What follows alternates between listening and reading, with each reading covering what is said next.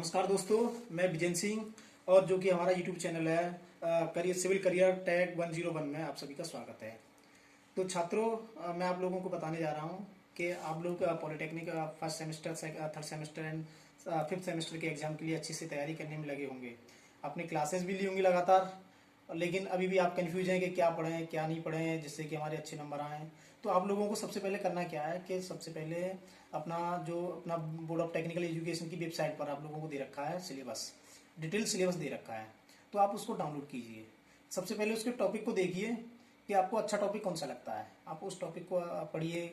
Market में quantum series आ रही हैं, आपके पास बुक्स भी होंगी, टीचर ने जो आपको पढ़ाया होगा यानी कि जो क्लास में आपको पढ़ाया होगा बेहतर तरीके से, उसको जो नोट्स बनाइए उसको आप अपने पास रखिए। तो उन चीज़ों को आप देखते हुए आपको करना क्या है कि जिससे कि आपकी लास्ट टाइम में अच्छी तैयारी हो जाए। शायद ही मेरे हिसाब से 1 दिन या 2 दिन का रह गया है। आपका 6 तारीख को सुबह मॉर्निंग शिफ्ट में पहला एग्जाम है, जो कि आप लोग अपनी तैयारी में लगे होंगे और आशा करता हूँ कि आपकी अच्छी तैयारी हो भी गई होगी। लेकिन फिर भी आप लोग कंफ्यूज हैं कैसे मुझे अच्छे नंबर लेके आने हैं, कैसे पढ़ना है, कैसे क्या करना है। तो सिलेबस आपने डाउनलोड कर लिया होगा। तो आप क्या करेंगे कि अपना सिलेबस देखिए, टॉपिक देखिए कि आपको आसान कौन सा टॉपिक लगता है, आपके अच्छा स्कोर कौन से टॉपिक से आप ले सकते हैं। तो उसको देखते हुए अपनी क्वांटम में आप बिना नॉन स्टॉप 2 घंटे 1.5 घंटे 3 घंटे 4 घंटे जितनी आपकी कैपेसिटी है उस हिसाब से आप अपना जो है सिलेबस डाउनलोड करके पढ़िए आराम से और लिख के करिए। ये नहीं कि आपने सिर्फ क्वांटम ले ली और सीधा देखते रहे। आप टॉपिक को लिख लिख के भी तैयारी कीजिए। आप अपने पास टेबल होगा, आपके पास चेयर होगी। अगर फिर भी कोई दिक्कत आती है तो यूट्यूब पर तमाम मेरे मित्र हैं जो कि अच्छा पढ़ा रहे हैं, आप उनसे भी हेल्प ले सकते हैं अगर कोई टॉपिक में अगर आपको कोई कन्फ्यूजन है।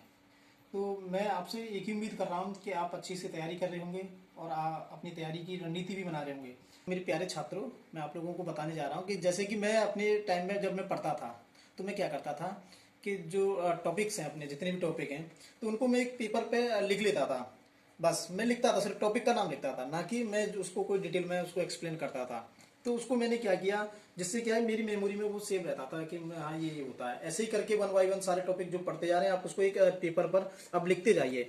जब लास्ट टाइम में आप एग्जाम देने जाएंगे यानी कि आपके पास मात्र 2 या 3 घंटे होंगे, रास्ते में हम लोग जाते हैं जैसे ऑटो या किसी बस या ट्रेन से, तो जब जाते हैं तो हम क्या करते हैं कि उस सिलेबस में जो हमने टॉपिक जो पढ़े हैं उनको हम रिवाइज करते हुए जाएंगे। अपनी जो मेमोरी है उसमें ये याद आते जाते हैं हमें कि हाँ ये होता है, ये होता है, इसका फॉर्मूला ये है, ये इस तरीके से हमें ड्राइव करना है। तो जिससे क्या है कि आपकी रिवीजन करने की जो प्रोसेस है वो एक अच्छी होगी, अच्छे तरीके से आप अच्छे नंबर लेके आओगे।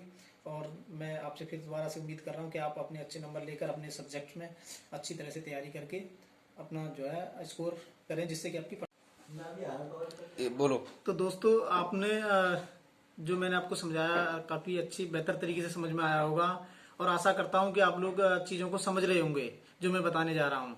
और जैसा कि आप हमारे योगेश सर हैं, आप जरा योगेश सर आइए सामने। हाँ जी सर। आप इनसे परिचित हैं पहले से ही, जो कि काफ़ी मेहनत करते हैं, आप लोगों को कंटेंट देते रहते हैं तमाम टॉपिक्स पर, जितनी भी आपके जो सब्जेक्ट्स हैं।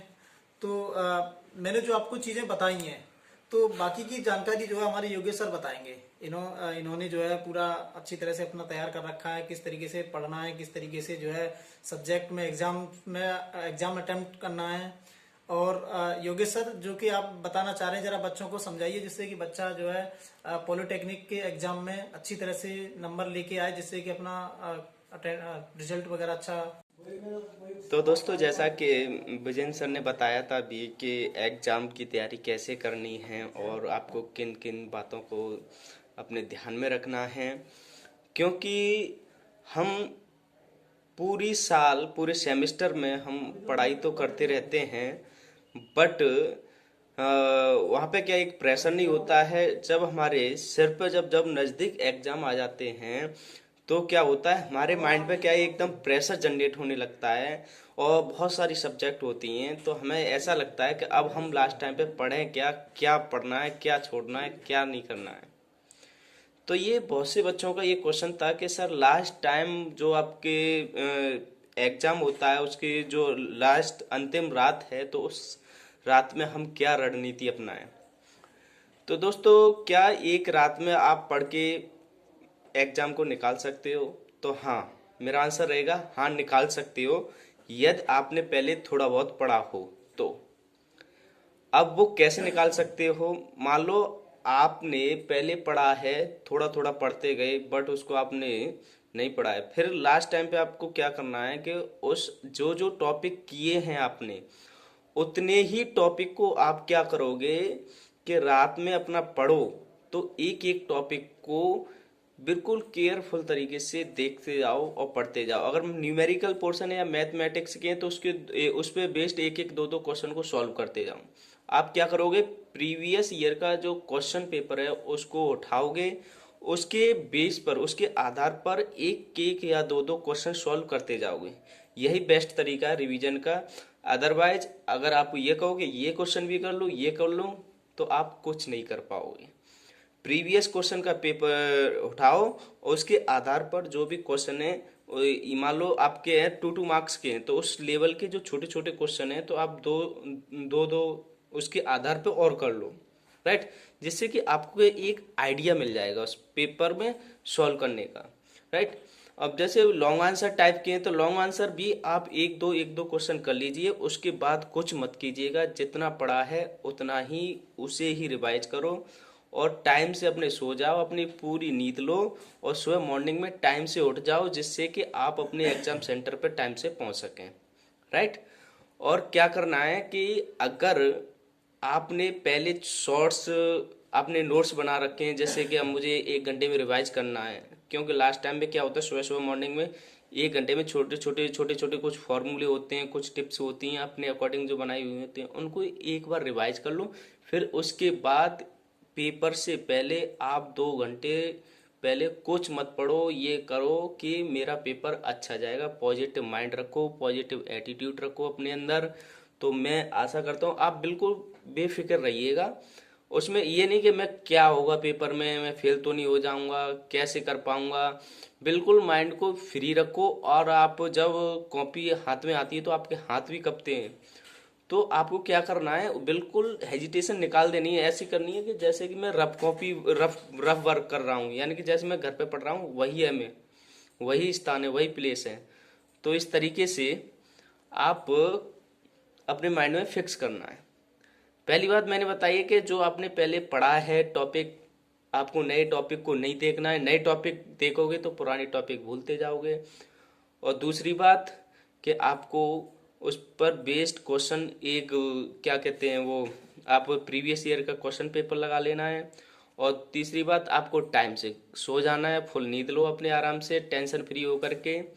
और चौथी बात यह है कि क्योंकि सुबह आप पेपर देने जाते हो तो आप अपनी पेंसिल भूल जाओगे, एडमिट कार्ड भूल जाओगे, आईडी भूल जाओगे। तो इन चीज़ों को आप अपने एक या बॉक्स में रखो, जिससे कि आपको ढूंढना ना पड़े। एक स्थान पर रख लो, यानी कि आपने अपने बैग में ऑलरेडी डाल के रखो, क्योंकि एग्जाम सेंटर पे जाओगे तो आप ये चीज़ें भूल जाओगे तो आपका पेपर छूट जाएगा। तो ये 4 बातें मैंने बताई, इनका विशेष ध्यान रखना है 4 बातों का, राइट।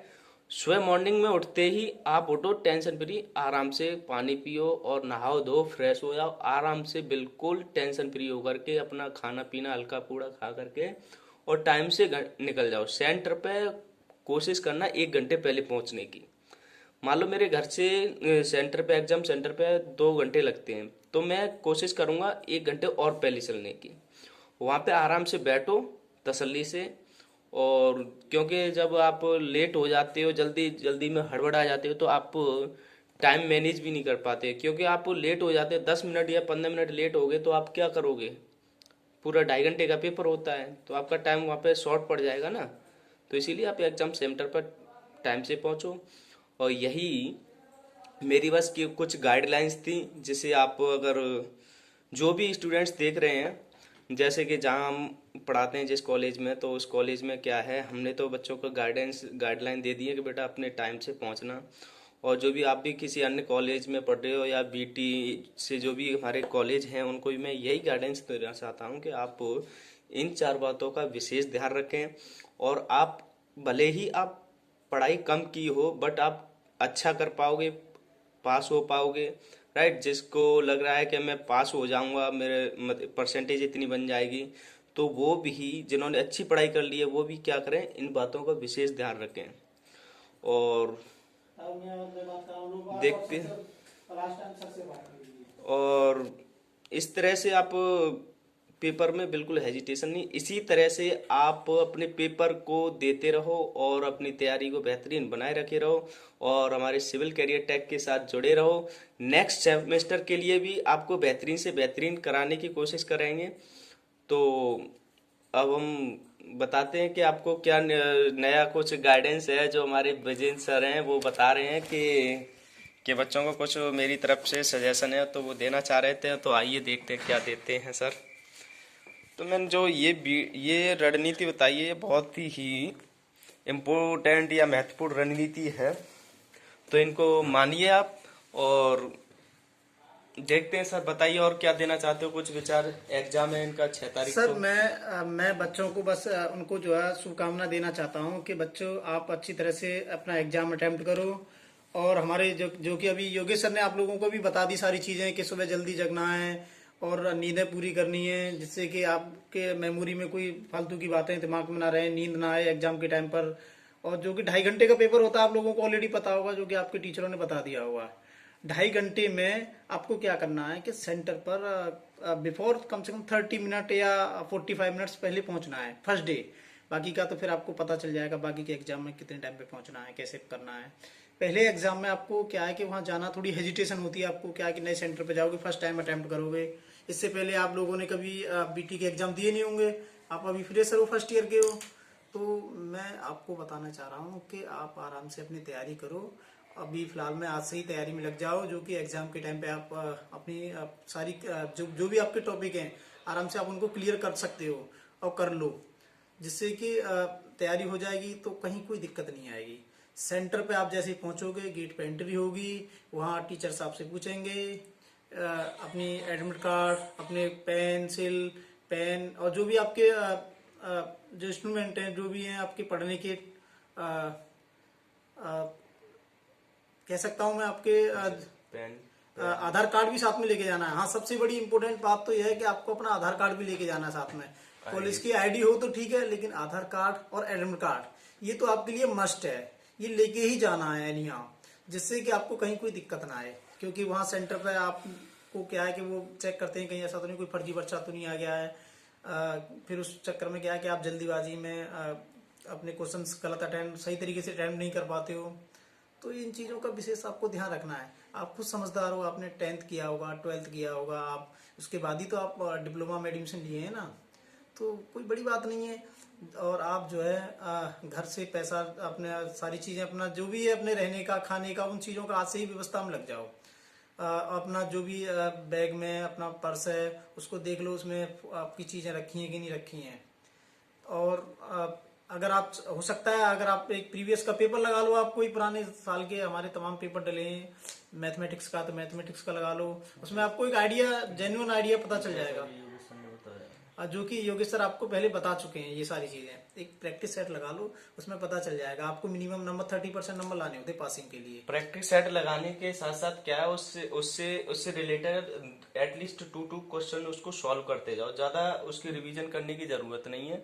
सेक्शन वाइज क्वेश्चन आते हैं आपके। और मान लो मैथ का पेपर है, तो उसमें क्या है कि आप फॉर्मूले को ज्यादा अपने माइंड में रिमेम्बर करो, फॉर्मूल बार बार याद करो कि कौन सा फॉर्मूला क्या है, क्योंकि मैथ्स में क्या है, फॉर्मूले का ही चक्कर होता है, बाकी तो आपको सेट करना वो तो सब कुछ आता है। मल्टीप्लीकेशन, डिवीजन वगैरह ये सारी चीजें प्रोसेस आती हैं, मात्र आती है तो बात किसकी, फॉर्मूले। तो फॉर्मूले आप क्या करो, एक A4 साइज का पेपर ले लो, उस पेपर पे सारे अपने जितने भी फॉर्मूले हैं वो लिख लो। लिख के उन्हें 1 बाय 1 जो भी तुम्हारे यूज हुए हैं उसमें एग्जाम में, सिलेबस में, उन सारे फॉर्मूलों को आप लिख लो एक पेन से, जिससे, और उसको अपने हाथ में रखो। क्योंकि एग्जाम के टाइम पे क्या है कि हम फॉर्मूले भूल जाते हैं, पता नहीं कैसे क्या उनका फॉर्मूला रहता है, तो वहाँ क्वेश्चन हमारा गलत हो जाता है। अच्छा मान लो जैसे हमारा ट्रिगोनोमेट्री है, ट्रिगोनोमेट्री में हमें ये नहीं पता है कि साइन थीटा बराबर क्या होता है, कॉस थीटा बराबर कितना, इसके एंगल्स क्या होते हैं। इन चीज़ों को आप, छोटी छोटी चीज़ों को आप थोड़ा बारीकी से जो है पढ़ लो और लिख लो, लिख के अपने पास रखो, अपनी पॉकेट में रखो। तो यह है कि अपना मन से तैयारी करो। और अपना जो है आगे आपको पता ही है, पॉलिटेक्निक करने के बाद आप क्या बनेंगे, इंजीनियर बनोगे, जूनियर इंजीनियर। और इंजीनियर्स अगर भूलने लगेंगे तो आपको पता है फिर तो सारा सिस्टम खराब हो जाएगा। गाड़ियां जो चल रही हैं रोड पर वो चलने बंद कर देंगी, जितने भी तुम्हारे फ्लाईओवर बने हुए हैं वो बनना बंद हो जाएंगे, गिर जाएंगे फालतू में। जब आप सही तरीके से नहीं करोगे तो याद नहीं रखोगे। तो आपको चाहे भले ही नॉलेज कम लो, पर लेकिन जो भी नॉलेज गेन करो वो एक्यूरेट और एक्यूरेसी के साथ करो। तो और आखिरी बात यह है कि आपको अपना पेपर छोड़ के नहीं आना। जितने भी क्वेश्चन आने हैं वो सारे अटेम्प्ट करने हैं, एक भी पेपर नहीं, एक भी क्वेश्चन नहीं छोड़ना है। अगर आपसे आता है तो बहुत अच्छी बात है, अगर नहीं भी आता है ना तो आप उसमें थोड़ा बहुत अपनी तरफ से ऐड कीजिए, थोड़ा बहुत अपनी मेमोरी को याद कीजिए कि हाँ ये हो सकता है, ये हो सकता है, टॉपिक से रिलेटेड जरूर लिखना है। तो आपको सारा लिख के आना है। थ्योरेटिकल है तो थ्योरेटिकल, न्यूमेरिकल है तो न्यूमेरिकल, जिससे कि क्या है कि एग्जामिनर जब कॉपी चेक करता है तो आपको मान लो 5 नंबर का है तो 2 नंबर, 3 नंबर, 1 नंबर दे देता है। क्योंकि वो भी इतना बेचारा वो नहीं होता है कि आपको नंबर नहीं देगा, उसे लगता है कि बच्चे ने कुछ तो लिखा है। क्योंकि मैंने जो पढ़ा है something is better than nothing, तो समथिंग तो करो ना, कुछ तो करो, कुछ तो करो, कुछ नहीं करने से कुछ तो करो। जैसे कि आप हो सकता है आप फर्स्ट ईयर में हो, फिर आपको पता पड़ जाएगा लिखने का क्या तरीका, किस तरह से क्वेश्चन के पैटर्न्स वगैरह सारी चीजें पता पड़ जाएंगी सर। तो सर हम अब बच्चों का ज्यादा टाइम नहीं लगेंगे क्योंकि वो पढ़ाई भी करेंगे। तो इसके साथ हम क्या करते हैं कि अब यहीं पे हम विराम देते हैं, और जो भी इस वीडियो को देख रहे हैं तो सभी इन बातों का अपने माइंड में रखें कि हमें कैसे क्या करना है, तो इनको फॉलो करें। फॉलो तो ये है कि आपके भले के लिए ये है कि क्योंकि पता नहीं रहता है, आप हाई स्कूल करके आते हो, थोड़ा पढ़ के तो आते हो, बट आपको सही और राइट का पता नहीं रहता है कि हमें किस तरह से पढ़, लेकिन आप पढ़ने में लगे ही रहते हो, पढ़ने में लगे रहते हो। पढ़ने के साथ साथ कुछ ये ऐसे पॉइंट हैं जो फैक्टर्स हैं जो कि आपके स्टडी पे लास्ट रणनीति पर इफेक्ट डालते हैं।